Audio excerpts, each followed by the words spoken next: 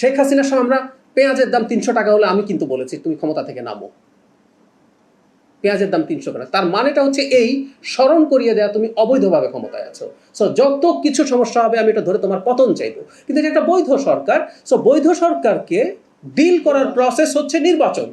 আপনি সংসদে কথা বলুন, টকশোতে তো দুর্দান্ত সরকারের বিরুদ্ধে পারফর্ম করছেন মাঠ, সোশ্যাল মিডিয়া, মাঠে, আবারও বলছি, ইভেন মিসইনফরমেশন ডিসইনফরমেশন আপনি ছড়াচ্ছেন, সরিয়ে রাখি, মাঠে তারা ক্যাম্পেইন করছেন, সরকার বা বিএনপি কি কথা রাখে নাই, এগুলো করুন, জনগণকে কানেক্ট করুন এবং আগামী নির্বাচনে ভোট চান, সো জনগণ আপনাদেরকে নির্বাচন করে এবং আপনাদের ভালো হয়।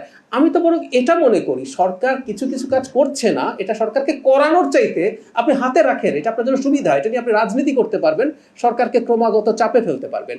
গণতান্ত্রিক ব্যবস্থায় এভাবে চলাটা আমাদের শিখতে হবে। আসলে সমস্যা যেটা হয়েছে, আমরা তো শেখ হাসিনার সময় যেভাবে ফাইট করছি, আমি এই কথা খুব বলতাম যে একটা স্বৈরাচারী ব্যবস্থার মধ্যে থাকার মূল সংকটটা হচ্ছে আমরা গণতান্ত্রিক ব্যবস্থায় কিভাবে অপারেট করে, কিভাবে নেগোশিয়েট করে, কিভাবে চাপ প্রয়োগ করে, কোন ভাষা ব্যবহার করে, সেটা আমরা ভুলে যাই। আমি আমাদের সমাজের গুরুত্বপূর্ণ পাবলিক ইন্টেলেকচুয়ালদেরকেও বলতে শুনেছি যে শেখ হাসিনা এত শক্তিশালী, তাকে নামায় ফেলতে পারছি, আপনি কে? এটা ভাষা হওয়া উচিত না।